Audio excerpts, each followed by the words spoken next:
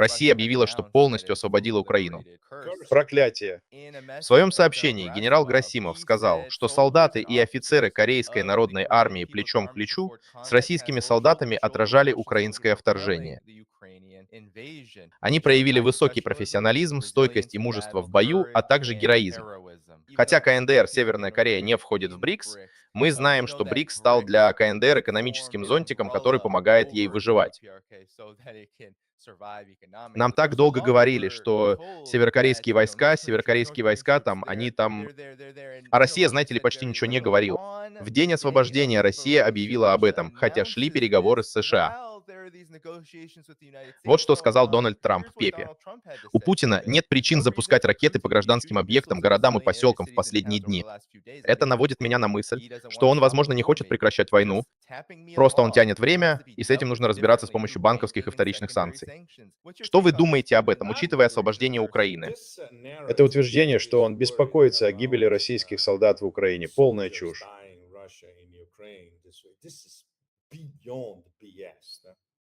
И, конечно, ни слова о десятках тысяч палестинских мирных жителей, погибших в результате геноцида, устроенного его режимом. Вот так. И весь глобальный юг это видит. Совершенно верно. И очевидно, что он не знает, что происходит на самом деле. Россия не бомбит гражданские объекты. Так что это еще раз доказывает, что ему скармливают дезинформацию из ЦРУ, Пентагона и его собственного Совета национальной безопасности. Так что это снова чушь. Дело в том, что Трамп, как мы все знаем, не читает. Его внимание длится максимум 10 секунд, и он ни на кого не обращает внимания.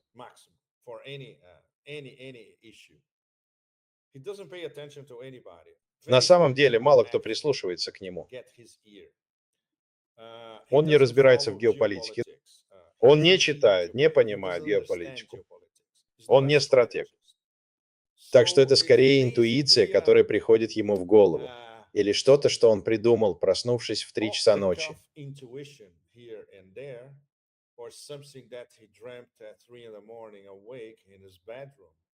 И он пытается превратить это в политику.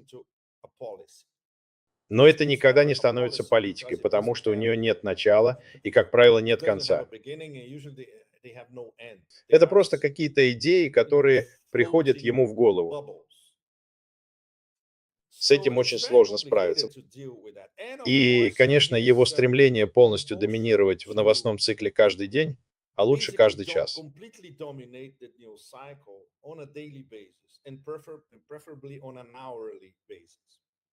Так что весь новостной цикл и теоретически все дипломатические процессы на шахматной доске всегда подчинены тому, что он сказал. Самые возмутительные вещи, которые он мог придумать. Или тому, что он публикует в своих социальных сетях, и все на это реагируют.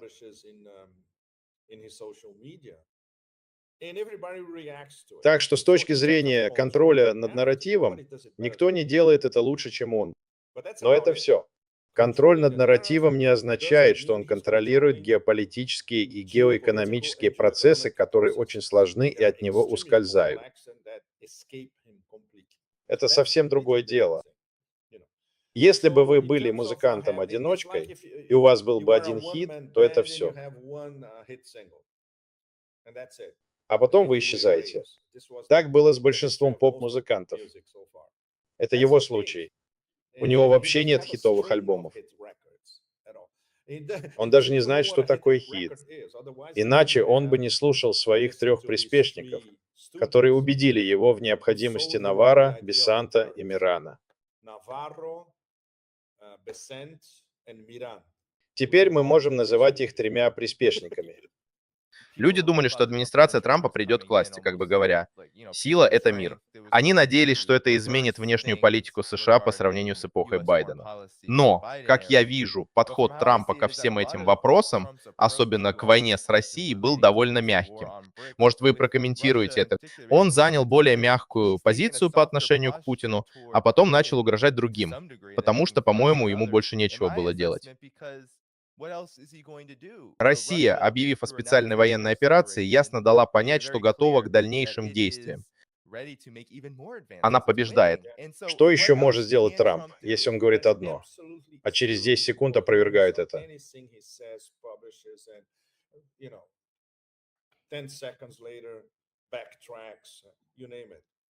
Мы не должны забывать, что он имеет дело с рациональными людьми.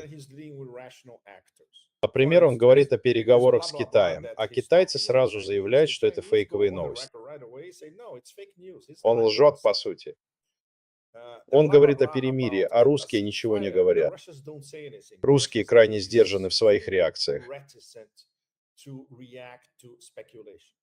Они действуют по факту и ждут. Когда появляется факт, Песков говорит о фактах.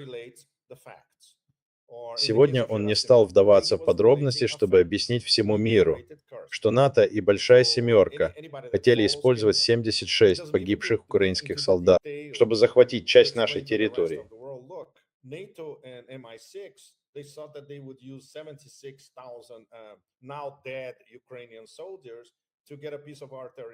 Посмотрите, что с ними стало.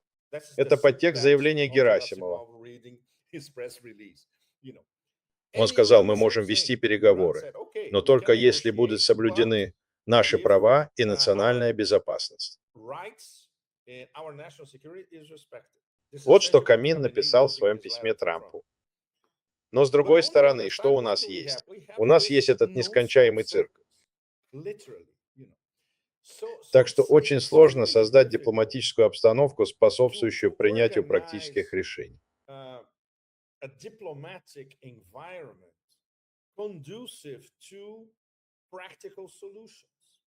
Уже само то, что между Ираном и США идут непрямые переговоры, можно считать чудом.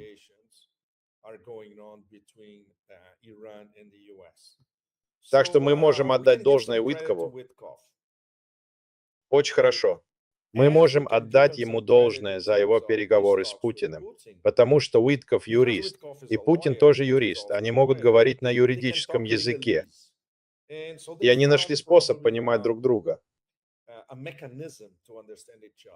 И, конечно, Путин знает, что с Гоом можно договориться обо всем, что Трамп хочет ему сказать. Он говорит, он сообщает об этом. И это тоже помогает. Но это не традиционные дипломатические переговоры, особенно когда, знаешь, что одна из сторон, Трамп, совершенно не понимает причин конфликта и его последствий.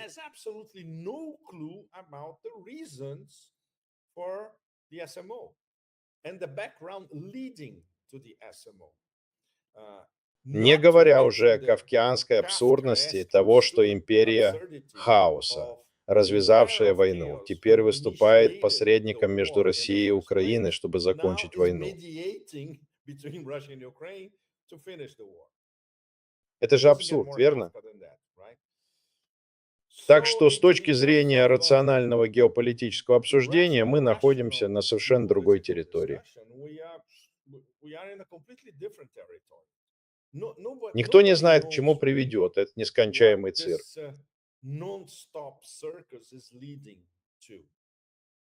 Особенно потому, что сейчас во внешней политике он сражается на трех очень сложных фронтах. И нет никаких доказательств, что он сможет добиться успеха, хотя бы на одном из них. Допустим, что самый простой из них очень сложный, но у него был бы шанс, если бы... И похоже, это начинает происходить.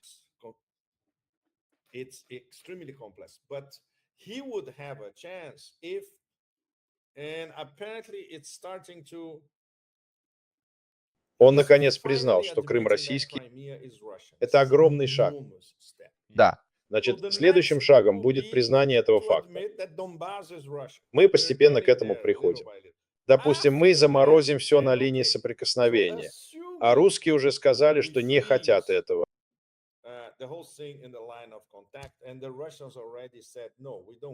Они хотят долгосрочного решения. Тогда начнутся настоящие переговоры о том, каким будет реальный статус Украины. Трампу это кажется чем-то далеким, понимаете? Он не разбирается в таких вещах. Он хочет получить бумажку, что мы заключили сделку, но этого не произойдет.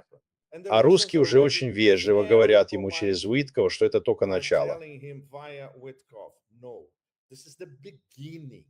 А начало включает в себя нормализацию наших отношений. Украина — это всего лишь часть огромной головоломки, которая включает в себя ядерные вопросы, сферы влияния и так далее. Но вы можете себе представить, как можно за 2 минуты, за 1 минуту, за 2 минуты убедить в этом Трампа. Это невозможно. И, конечно, он все испортил с самого начала.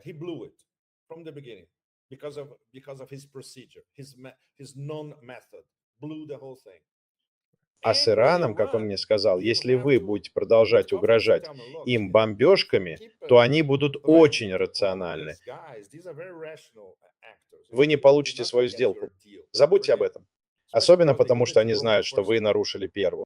Почему они должны думать, что вы не нарушите и вторую? Так что он в невыгодном положении на всех 3 фронтах. А если добавить Дэнни, который, как вы знаете, его внутренний враг, то все становится еще сложнее. Так что в каком-то смысле через 3 месяца его президентство уже будет окружено со всех сторон.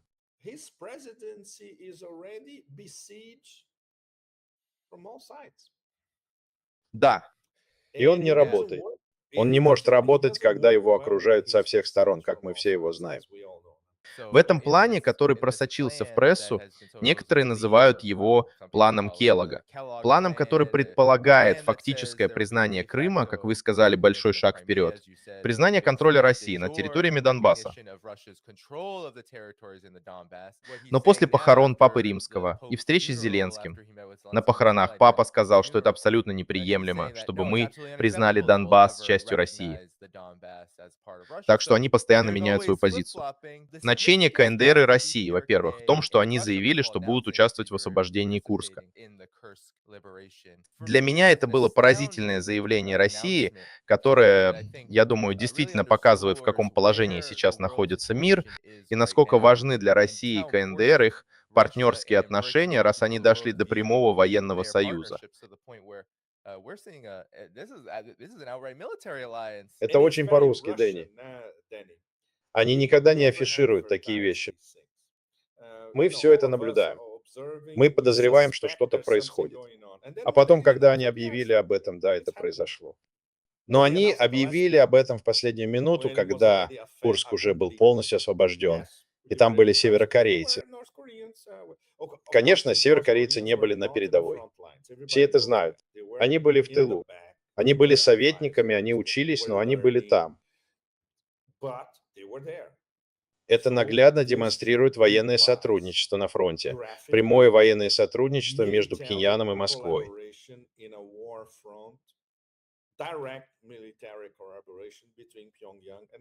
Это невероятно.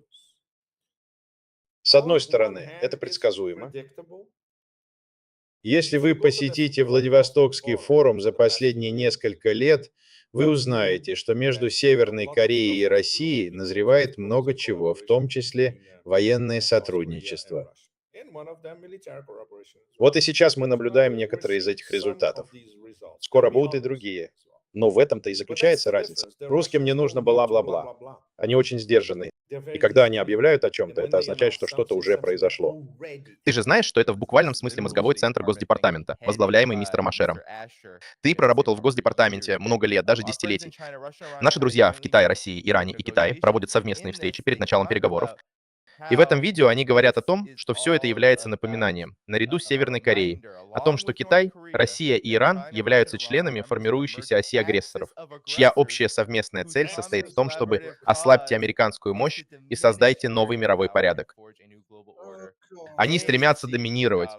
Для меня то, что я увидел Россию и сказал, что КНДР, да, была с нами в этой борьбе, было сильным посланием. Я думаю, огромным посланием. Но, Дэнни, эти идиоты из АД даже не знают, что произошло на самом деле. Россия, Китай и Иран направили своих представителей в МАГАТЭ, чтобы сказать Рафаэлю Гросси, главе МАГАТЭ: теперь ты должен делать то, что должен был делать с самого начала, и вести себя как политический деятель. И техническая связь, чтобы объяснить американцам, что следует делать, если существует второй СВПД. To explain to the Americans what should be done if there is a JCPOA 2.0. Вот что случилось. Так что если квалифицировать это как ось агрессоров, то это даже не квалифицируется как глупость. Это ниже, чем глупость. Но чего ты ожидаешь от подобных вещей? Ты понимаешь? Но, конечно же, на больших участках кольцевой дороги новая ось ИВА — это Россия, Китай, Иран и Северная Корея. The new axis of evil is Russia, China, Iran, and North Korea. И вот вау, теперь она прямо перед ними. Так где же следующая остановка? Они снова собираются покорять Берлин или Париж? О боже, это слишком глупо. Нет, нет, нет. Думаю, я уже слишком стар для этого. Администрация Трампа пыталась разными способами наладить отношения с самыми важными игроками в мире.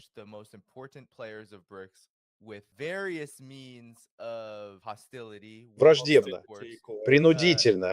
Да, принудительно. И даже в переговорах с Россией, которые мы знаем, было много провокаций и попыток навязать неприемлемые для России условия, поэтому они пошли по этому пути. И хотя все прошло гладко, но никаких конкретных шагов в сторону новой политики предпринято не было. В общем, мы это видим. Но особенно наглядно это проявляется в отношениях с Ираном, Россией, Китаем, а теперь и с Россией. Мы видим, что попытки новой администрации США провалились, и это несмотря на то, что она определенно выглядит иначе, бьет по Соединенным Штатам. Как вы думаете, что будет после освобождения от проклятия и на саммите БРИКС? This war on BRICS blow back in the face of the United States. Where do you see this going as we move post-Kursk liberation and into the BRICS summit? Как вы оцениваете общее направление действий Дональда Трампа и США? Это интересно, потому что происходящее дало мне еще одну причину поверить, что саммит БРИКС может стать действительно прорывным событием.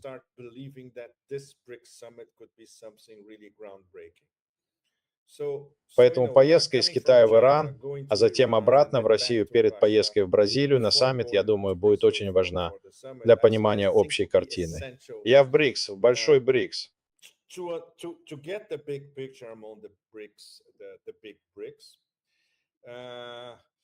В ближайшие несколько дней нам всем предстоит понять, что на самом деле происходит между Индией и Пакистаном и кто это спровоцировал. Конечно, мы все подозреваем, кто это сделал, но реализация была очень некачественной. И тот факт, что Индия и Пакистан тоже вступают в этот союз, тоже очень беспокоит. Они оба входят в Шанхайскую организацию сотрудничества. Одна из них входит в БРИКС, а другая имеет стратегическое партнерство с Китаем в рамках пояса и пути. Так что это очень серьезно. Но в ближайшие 3 месяца до саммита в Рио у Дональда Трампа, вероятно, появятся новые проблемы. Потому что если китайцы с их новым объединенным фронтом действительно начнут усердно работать над тем, чтобы объединить страны БРИКС в единую геоэкономическую позицию,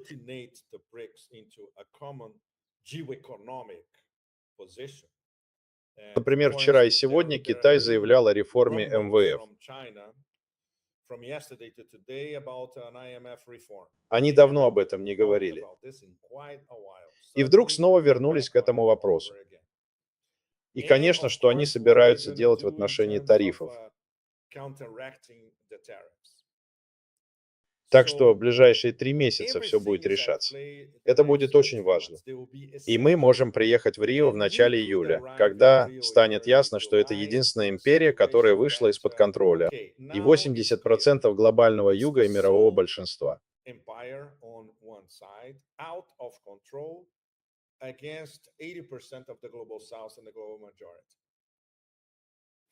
Так что столкновение будет, знаете ли, открытым. А потом начнется новая эра, и мы окажемся в переходном периоде, и все может пойти по-другому. Или у Трампа может появиться здравый смысл. Но, конечно, на это рассчитывать не стоит.